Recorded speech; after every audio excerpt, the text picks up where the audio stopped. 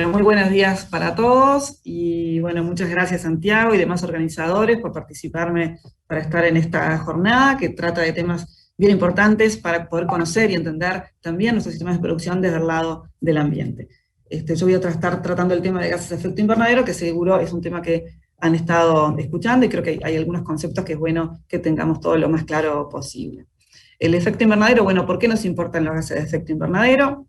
Esto es un esquema muy simple donde nosotros recibimos la radiación del Sol, parte de esa radiación que recibe la superficie de la Tierra es reflejada y se pierde en la atmósfera, pero otra parte de esa radiación es absorbida por gases que se encuentran en la atmósfera, los absorben y vuelven hacia atrás como calor. Eso está generando un calentamiento de la Tierra que tiene sus consecuencias en el cambio climático. En el sector agropecuario, ¿cuáles son esos gases que se encuentran en la atmósfera? Que siempre existieron, pero que la actividad antropogénica ha llevado a que aumente su concentración. Bueno, esos gases son principalmente el metano y el óxido nitroso. También en el sector agropecuario nos interesa el dióxido de carbono, no porque es un gas que sea de una responsabilidad de emisión de nuestro sector agropecuario, pero sí en nuestro sector tenemos el 100% de la captura del CO2 de la atmósfera, o sea, la remoción de ese gas de la atmósfera a través de los procesos de fotosíntesis de las pasturas, de los cultivos, de la forestación. Algo importante que tenemos que tener presente en esto, y que lo vamos a escuchar muchas veces, es que los gases los expresamos como CO2 equivalentes. O sea, para poder compararlos, todos se expresan relacionados al CO2.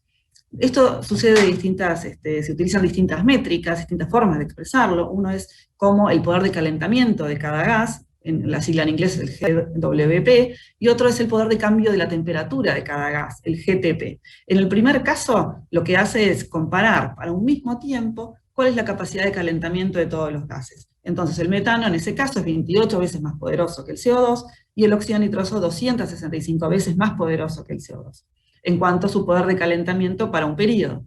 Si tomamos en cuenta cuánto es la vida media de esos gases en la atmósfera, entonces cuánto es la capacidad que tienen de cambiar la temperatura, ahí la cosa ya cambia, porque el metano es un gas que tiene una vida media muy inferior a lo que es el CO2 y el nitroso en la atmósfera, y por lo tanto su capacidad, su poder de cambio de temperatura es de 4 respecto al CO2, y el óxido nitroso sí sigue siendo importante, y es de 234 veces mayor que el CO2. Esto es un mapa que muestra la distribución global de todas, de la totalidad de los gases de efecto invernadero a nivel mundial, y como vemos en este caso, muestra una distribución de colores. Los colores más intensos, el rojo, se encuentra en Asia, principalmente China, son sectores que lideran a nivel mundial las emisiones de gases de efecto invernadero. En el caso de Uruguay, el aporte que nosotros hacemos en la totalidad de nuestros gases anda aproximadamente en el 0.08%. Es decir, nuestra contribución a nivel global es muy baja.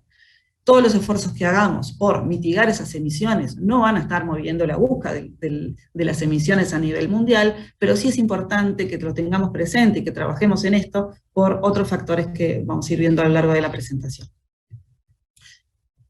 Por sector a nivel global, aquí vemos en esta gráfica que el sector energía, que incluye la energía que se utiliza en la industria, en el transporte, en la construcción, lidera a nivel mundial con el 73,2% de las emisiones, mientras que la agricultura el 18,4% y la industria el 5,2%.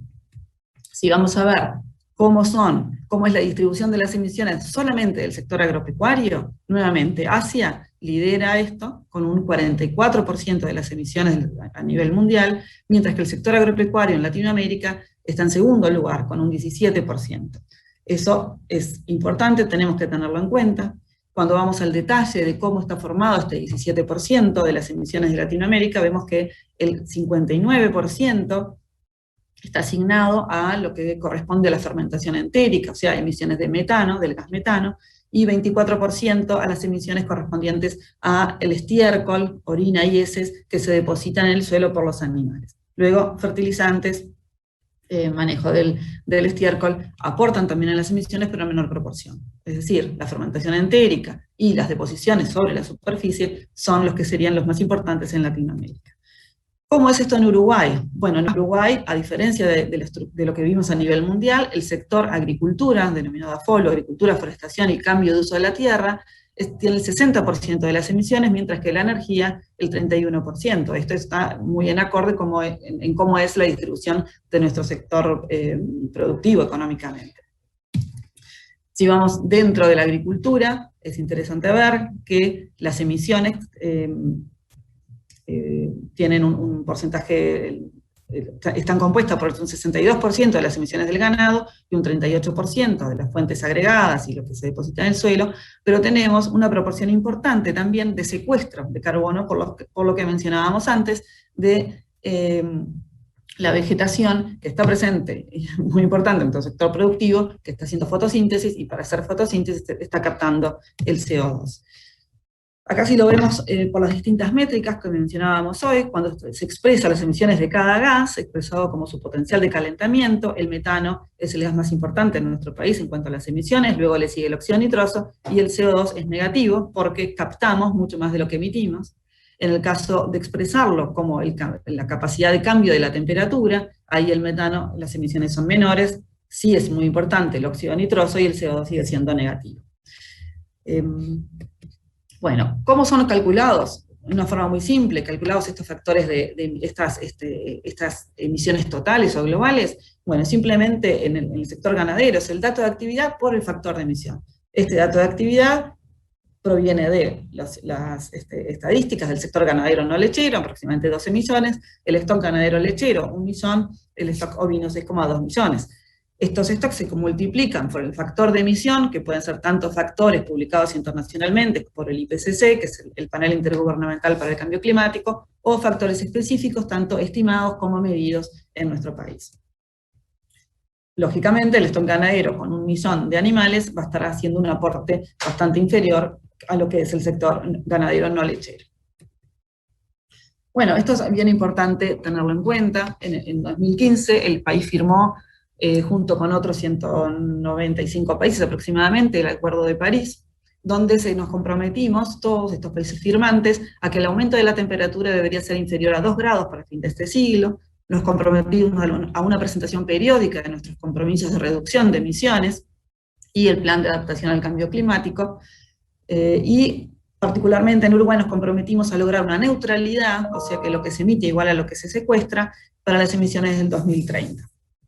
Estos son desafíos bien importantes que tenemos y compromisos además que tenemos que cumplir.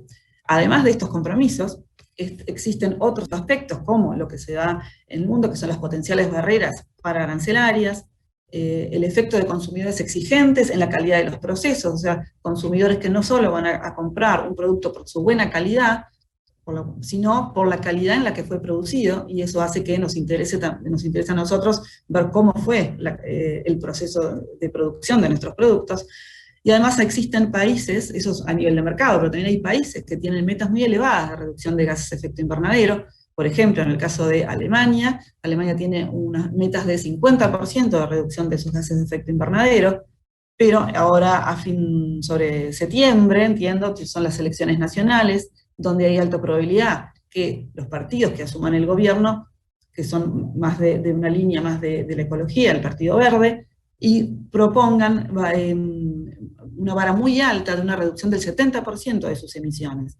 Por lo tanto, este tipo de procesos son exigencias que luego derivan a nuestros procesos de producción. Bueno, ¿cómo y dónde se produce el metano? Eso nos interesa saber.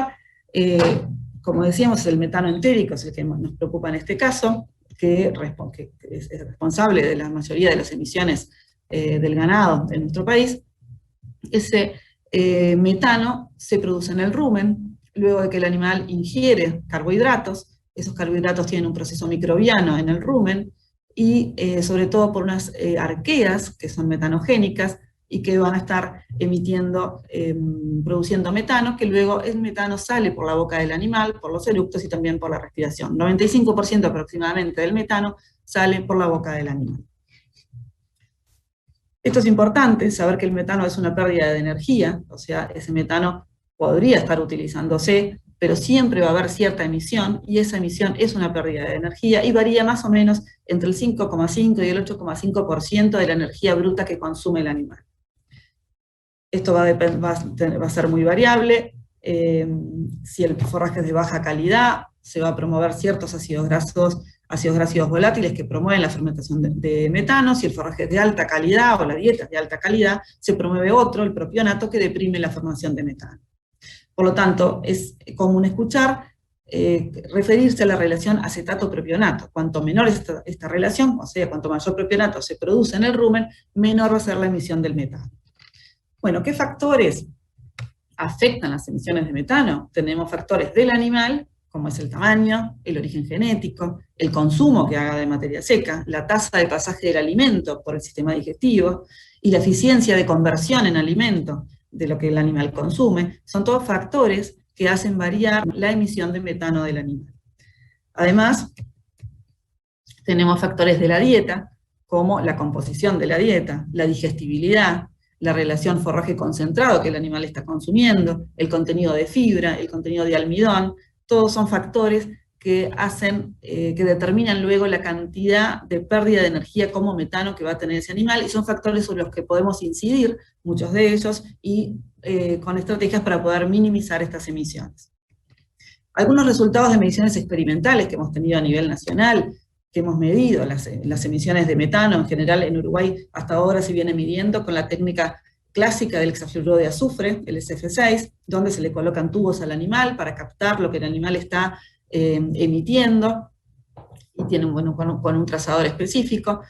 Algunas mediciones que se han reportado a nivel nacional, por ejemplo en el 2012, un trabajo llevado a cabo por Joana Dini en vacas lecheras, encontró un factor de emisión, o sea, el porcentaje que se perdió como metano de la energía bruta que consumió el animal fue un 6,6%.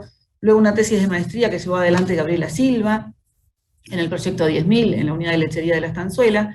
Allí ella comparó los orígenes genéticos de las vacas del sistema de producción y encontró que las de origen norteamericano, de Holanda norteamericano, tenían un factor de emisión de 4,9%, mientras que las de origen neozelandés de un 6,9%. Si nosotros comparamos estos factores de emisión con los publicados internacionalmente, es de 6,5%, y son los que muchas veces se utilizan.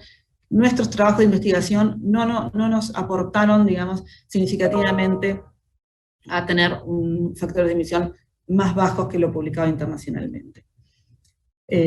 Lo que sí nos dice esto es que tenemos que favorecer, sí, la mitigación de estas emisiones a través de la intensidad de emisión, o sea, lograr producir con menores emisiones por unidad de producto, por litro de leche o por kilo de proteína. Bueno, en cuanto al óxido de nitroso, ¿dónde y cómo se produce? Este es un gas que se produce a partir del nitrógeno que llega al suelo, tanto sea a través de la orina, de las heces y del fertilizante. Cuando los animales están consumiendo, por ejemplo, una pastura o la dieta que estén consumiendo, ese nitrógeno que consumen los animales, un 20 o 25% se va en la leche y en los músculos, pero un 75 o un 80% del animal lo devuelve al suelo, tanto a través de la orina como las heces. Y bueno, esas heces son depositadas en el suelo, lo que más queremos es que se utilicen a través de la vegetación, pero también tenemos ciertas pérdidas. ¿Cómo es entonces cuando ese nitrógeno llega al suelo, ya sea a través del fertilizante nitrogenado o a través de fertilizantes NPK, nos importa el contenido de nitrógeno, o cuando llega como en la orina y en las heces? Puede pasar que ese nitrógeno pase a formas de nitrato y se lixivie a aguas subterráneas, o también, este no es un factor demasiado importante, pero sucede que se puede perder por escurrimiento. Pero lo que más queremos nosotros de todo este nitrógeno que entra al sistema es que sea utilizado por las plantas. También parte de ese nitrógeno se pierde en forma de gas, como amoníaco, NH3. Este no es un gas de efecto invernadero, puede ser un precursor, pero también se pierde como óxido nitroso, que sí es, como decíamos, un gas de efecto invernadero. Cada micción de orina aporta dependiendo de la dieta, aporta entre 600 y 1000 kilogramos de nitrógeno por hectárea. Bueno, este ciclo de nitrógeno, digamos, estos caminos del nitrógeno nos hace pensar en varias estrategias para maximizar su uso y minimizar sus pérdidas. Por ejemplo, maximizar los tiempos de pastoreo de los animales, minimizando sus tiempos en las calles o en la sala de espera, en la sala de ordeñe, ya que todo ese nitrógeno que llega al suelo, las plantas lo pueden utilizar. También es importante favorecer todas las estrategias de manejo del rodeo que favorezcan la uniformización o la distribución más homogénea de la orina y de las heces, a través de la rotación, a través de la ubicación de los bebederos, distintas estrategias que favorezcan una mejor distribución del nitrógeno que se aporta a través de la orina y de las heces. Por supuesto que el muestreo de suelos y los análisis para definir un agregado de nitrógeno según los niveles críticos ya desarrollados en el país y en los momentos adecuados es muy importante para hacer un uso mucho más eficiente del nitrógeno que aplicamos del fertilizante y además, bueno, minimizamos las pérdidas por las distintas vías, incluyendo las pérdidas por óxido nitroso. ¿Cuáles son los factores que afectan las emisiones de óxido nitroso? Tenemos factores de la dieta, la composición de esa dieta, principalmente el porcentaje de proteína, porque ahí está el nitrógeno, o sea, cuánto va a estar disponible, cuánto nitrógeno va a estar disponible para el animal, eso es bien importante. Factores del animal, como por ejemplo la cantidad de nitrógeno que el animal ingiere, como la eficiencia que tiene el animal para la utilización de ese nitrógeno, y la cantidad de nitrógeno excretado en la orina y en las heces. Además, tenemos factores del suelo que van a definir cómo van a ser esas emisiones, la magnitud de esas emisiones, que dependerá del nitrógeno disponible que tenemos en el suelo, de la humedad y la temperatura del suelo, del oxígeno disuelto, del pH, del porcentaje de carbono orgánico. Recordemos que todos estos procesos que terminan con la emisión de óxido nitroso son procesos microbiológicos, y por lo tanto todas las variables que están afectando a la microbiología del suelo van a estar afectando las emisiones del óxido nitroso. Bueno, algunos resultados de mediciones experimentales a nivel nacional. Lo que hemos utilizado es el sistema de cámaras estáticas de flujo cerrado. Hemos hecho mediciones en el caso de ganadería no lechera, pero lo que hemos encontrado, todavía no hemos trabajado en ganadería lechera, lo que hemos encontrado es que el factor de emisión que propone el IPCC es un 2%, mientras que nosotros encontramos que a nivel local, para campo natural, un factor de emisión de 0,28 y una previa cultivada de 0,55%. O sea, realmente pérdidas como nitroso significativamente inferiores a las que propone el factor de emisión internacional. Bueno, algunas consideraciones finales. Como decíamos, Uruguay y el sector lechero tienen una muy baja incidencia en las emisiones a nivel global. No quiere decir que por eso no le tengamos que prestar atención, porque somos partes de compromisos asumidos internacionalmente para la mitigación del cambio climático, por lo tanto, nuestro aporte se hace importante. Tenemos que estar bien atentos a la calidad de nuestros procesos de producción, porque eso tiene mucho que ver con el posicionamiento en el mercado agrícola internacional de nuestros productos.